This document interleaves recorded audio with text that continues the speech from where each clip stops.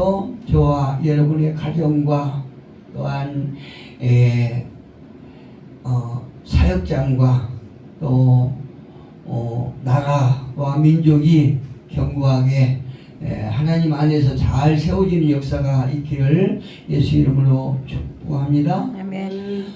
예나 지금이나 가장이 어떤 사람이냐에 따라서 그 가정과 또 혹은 그 가문 전체의 화복의 결과가 주어진 줄 믿습니다. 오늘 본문 역시 바로 그와 같이 집안을 일으키는 가장에 대한 내용인데요. 그 가장이 어떤 능력 있는 아버지나 혹은 또 억척스러운 주부가 아니라 바로 여호와 하나님이시라고 말씀하시죠. 1절 보니까 여호와께서 집을 세우지 아니하시면 이렇게 됐어요. 여호와께서 집을 세우지 아니하시면 세우는 자의 수고가 헛되며 여호와께서 성을 지키지 아니하시면 파수꾼의 깨어있음이 헛되도다 이렇게 말씀하세요. 과연 여호와께서 세우시는 집은 어떻게 일어나게 되며 또 어떻게 번창하게 되는가에 대해서 오늘 본문 말씀을 통해서 하나님을 가장으로 모신 가정이 누리게 되는 복이 무엇인지를 한번 살펴보겠습니다. 먼저 여호와께서 세우신 집에는 생업을 위한 노력의 축복의 결실이 나타나게 된다는 것을 우리가 알 수 있습니다. 2절 다시 한번 읽어보겠습니다. 너희가 일찍이 일어나고 늦게 누우며 수고의 떡을 먹음이 헛되도다. 그러므로 여호와께서 그의 사랑하시는 자에게는 잠을 주신도다 이렇게 말씀하세요. 여기서 집과 성은 둘 다 이제 건축물이지요. 집도 건축물이요, 또 성도 건축물이에요. 그러나 오늘 본문의 문맥상에게 볼 때 집은 사회의 가장 기본 단위인 가정, 그리고 성은 국가 전체를 표현하는 것이라고 이렇게 우리가 이해할 수 있습니다. 그런데 이 집과 성이 나라가 어떻게 세워지느냐? 여호와께서 집을 세우지 아니하시면 세우는 자의 수고가 헛되며 여호와께서 성을 지키지 아니하시면 파수꾼의 깨어있음이 헛되도다. 여호와께서 세우신다는 거죠. 그렇기 때문에 여기서 집을 세운다라고 하는 것은 집을 짓는다는 뜻이 아니고요, 집안을 일으킨다, 가문을 세운다라는 의미를 이렇게 봐야 할 것 같아요. 그리고 그 가정을 혹은 가문을 세우는 자 역시 건축자가 아닌 가장을 가리키는 거죠. 어떤 교회의 건물을 짓고 또 짓고 세우는 것은 그 집을 짓는 사람이 아니라 바로 그 가정의 가문의 가장이라고 얘기를 할 수 있어요. 가장이.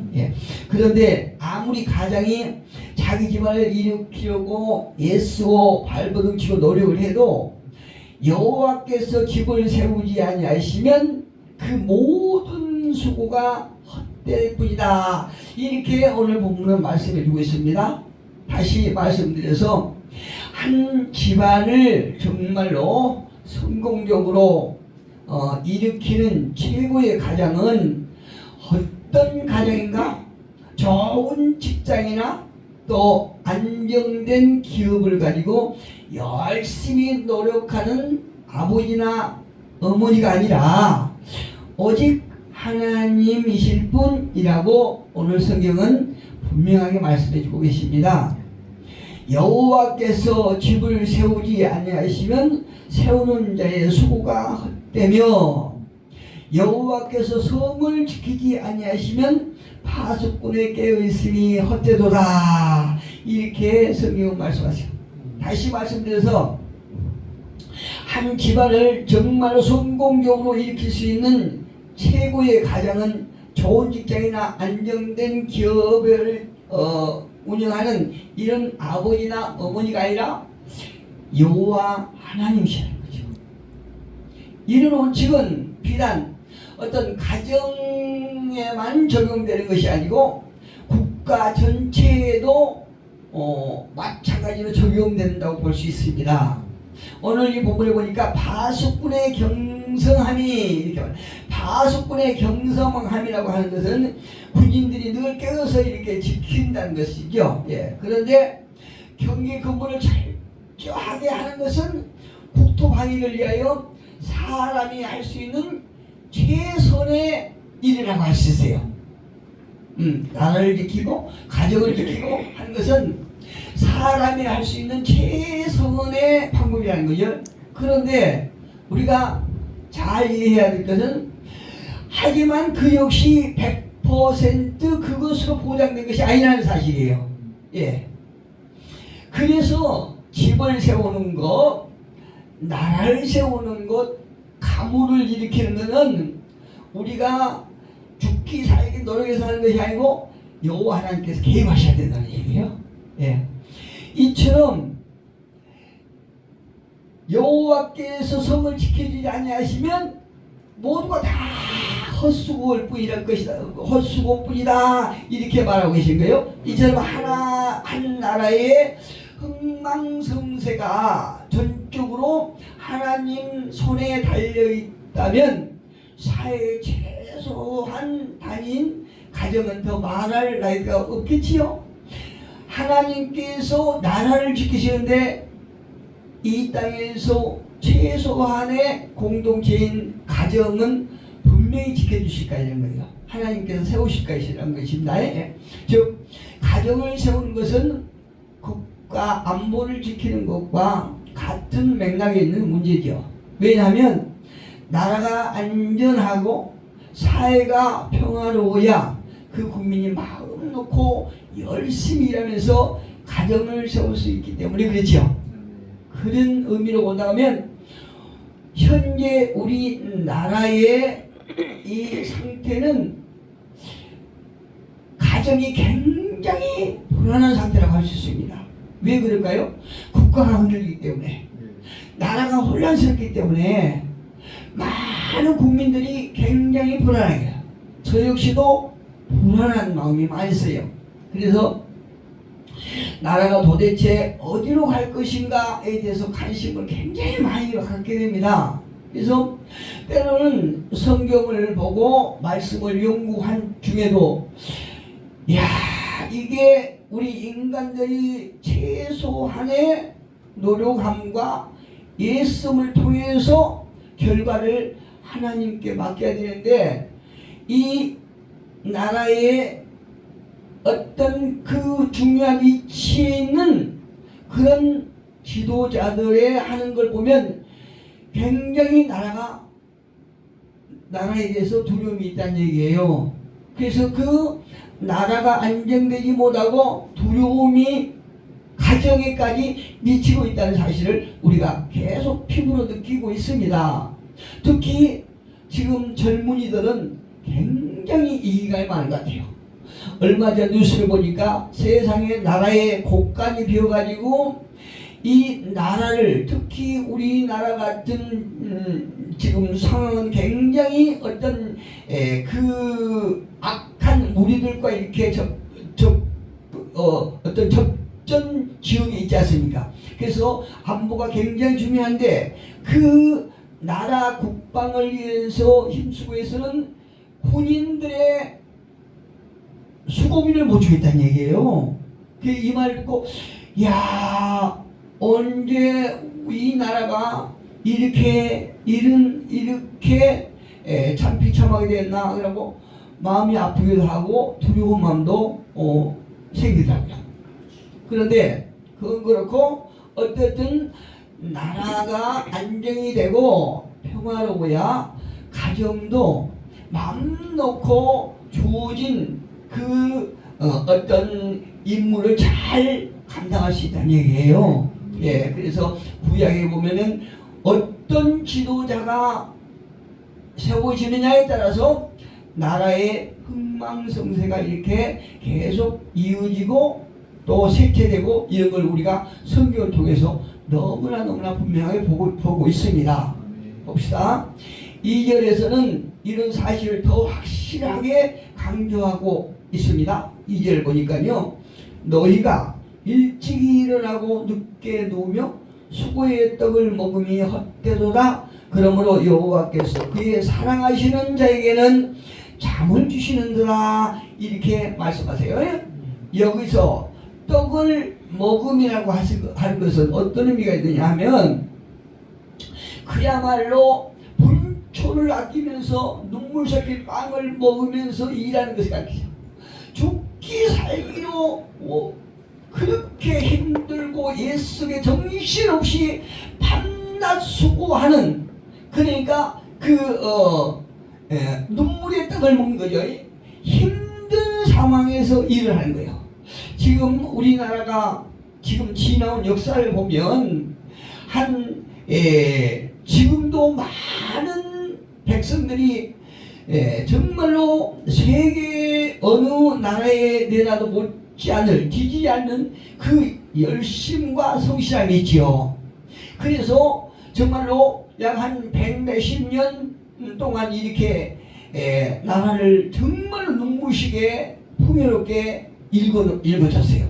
그런데 이것이 단순히 국민들의 열심으로만 되겠습니까?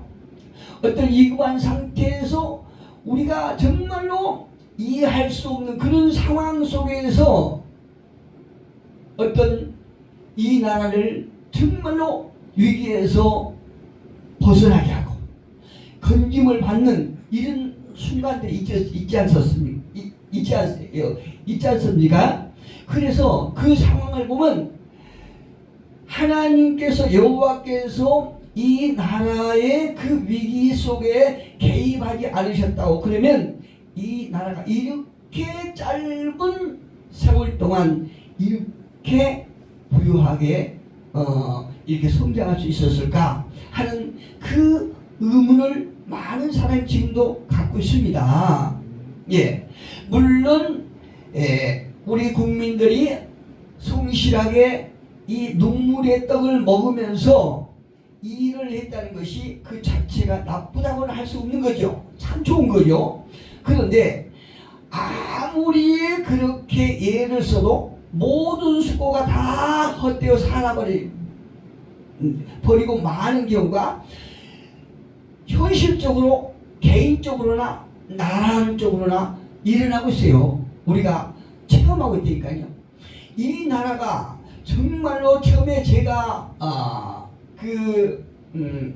주일 학교 다닐 때만 해도 그 먼 거리를 마다하지 아니하고 교회를 다니고 기도를 하고 나중에 제가 어린이 되어서 은혜를 받고 그때 처음 받을 때만 해도 이 나라에 산에 가보면 산에 곳곳에서 그렇게 많이 기도한 사람들이 많이 있었어요. 여기 가까운 철마산에도 가보면 그때 저도 이제 좀 기도를 하러 다녔거든요. 산에. 근데 가보면 그 이슬비가 오는 그 밤에도 비닐을 쓰고 곳곳에 그 골짜기마다 그렇게 기도하는 사람들이 많았거든요. 네, 그렇게 기도하는 사람들이 많았어요.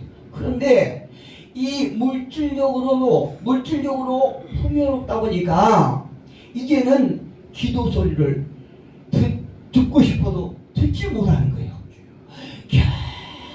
겨우 한 60대 이상들 이런 분들만 그때의 향수를 이렇게 느끼면서 겨우 명맥을 이어가고 있는 것을 보고 참 안타까운 마음이 있습니다. 그 원인은 어디가 있는가? 이렇게 나라가 발전하고 그 가정들이 풍요로운 그 속에서 많은 사람들이 하나님의 도움에 의지하지 않고 순전히 자기 노력만을 가지고 성공했다고 하는 그 생각, 이런 것들이 문제라는 거죠. 그 수고하는 일에 하나님께서 손길이 함께 하시지 않으시면 제 아무리 자기 혼자서 열심히 성실하게 발버둥치며 살아도 아무 소용이 없다는 것을 우리가 지금 깨닫게 된 것입니다. 시편 기자는 이렇게 말해요.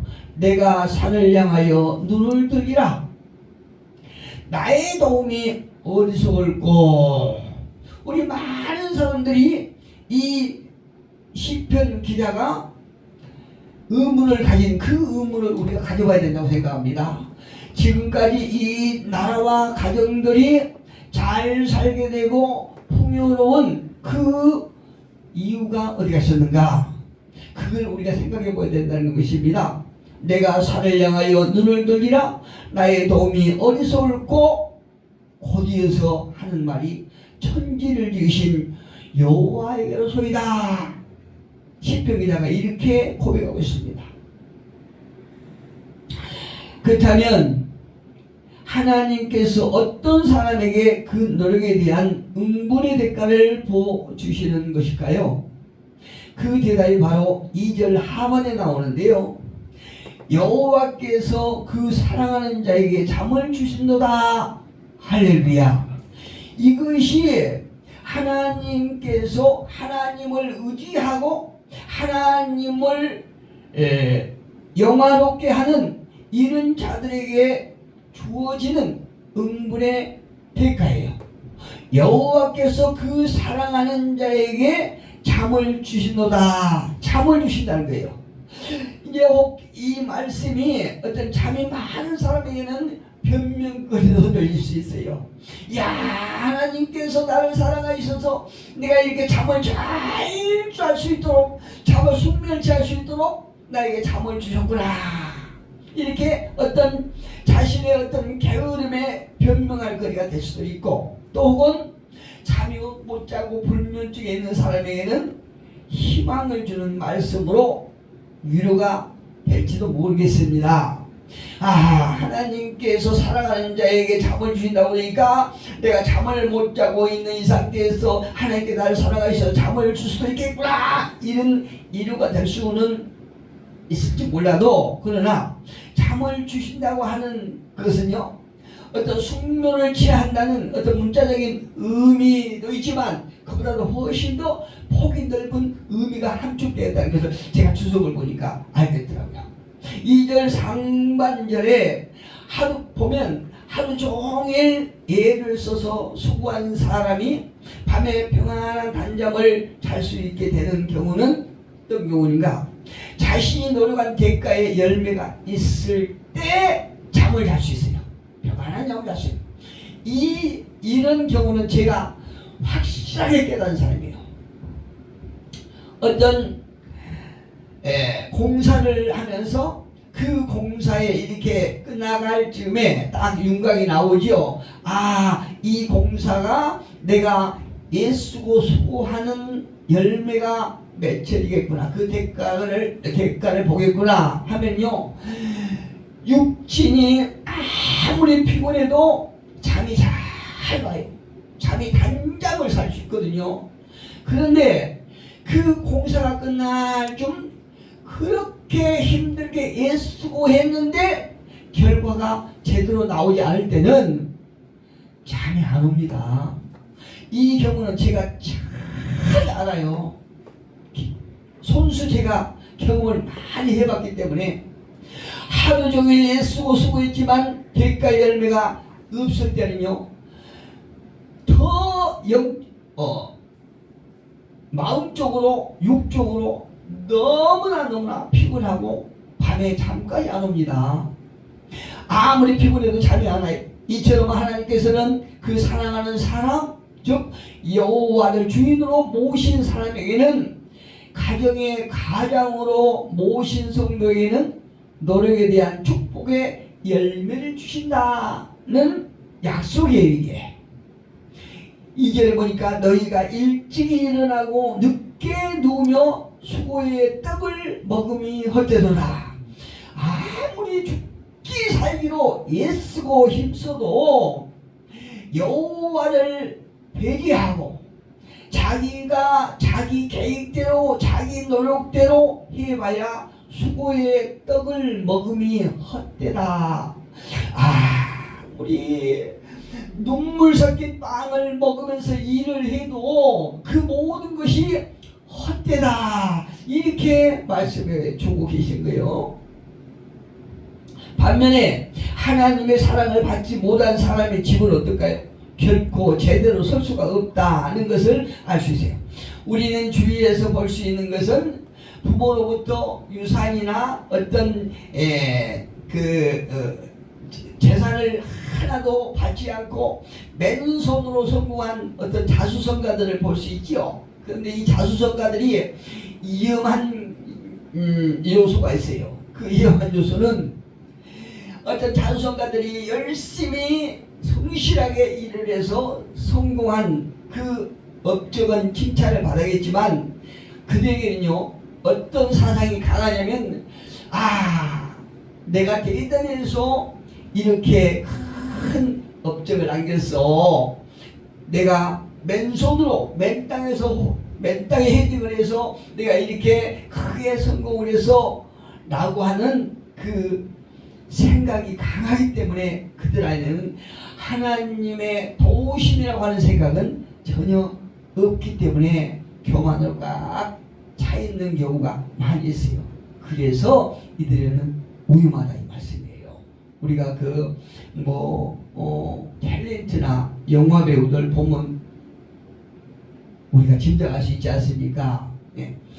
어제도 어떤 유튜브 보니까 옛날에 그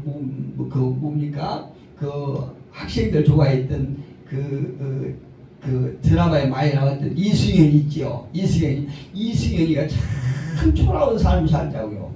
그 사람도 돈을 많이 벌었겠지요. 그렇게 인기가 많았으니까. 그런데 세상에 저기 어디 안산인가 어디서 이제 사는데 또 어떤 그 가정에 첫 그 결혼도 실패하고 재혼을 해서 사는데요.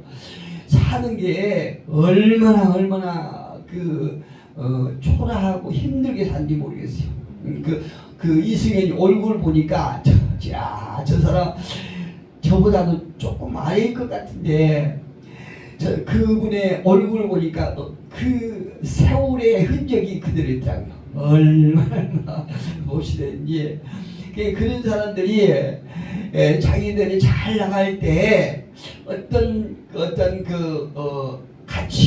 가치관이 좀 제대로 바뀌었다고 그러면 끝날 인생의 어떤 황혼기에도 참 좋은 것을 많이 볼 텐데 그렇지 못하고 자기가 어떤 잘난 것처럼 이렇게 하다가 어떤 그런 어려움을 당하지 않았는가 제 나름대로 생각해 봅니다. 그게 맞을 수도 있고 틀릴 수도 있고 그런데 대부분 이제 자기가 어떤 생각지 않은 그런 호함을 느낄 때 경험하고 그럴 때 제대로 생각이 올바르지 않으면 그게 패망의 길로 갈 뿐이라 이거죠. 예나 지금이나 가정이 화평을 이루고 또 경제적으로 안정을 이루기 위해서는요 우선 가장부터가 여호와를 경외하고 또 그 사랑하심을 입은 신앙인이 되어야 된다는 말씀이었죠. 우리가 아무리 이 세상에서 어떤 물질적으로 성공했다 할지라도 그 물질은 금세 없다가도 있고 있다가도 없어지는 것이 이 땅의 물질입니다. 건강도 마찬가지고요. 그런데 우리가 그걸 바로 깨닫고 내가 어떤 상황에서도 어떤 이 땅의 모든 어려움을 이기기 위해서는 내가 하나님을 경외하고 또 내 마음속으로 하나님을 경외할 수 있는 신실한 신앙인이 되어질 때에 우리는 인생의 승리를 할 수 있는 것입니다. 우리 가정을 세울 수 있고 또 국가를 견고하게 세울 수 있다는 사실을 믿으시고 우리 온 백성들이 평안한 마음으로 수고의 떡을 먹을 수 있기를 예수 이름으로 축복합니다. 기도하겠습니다.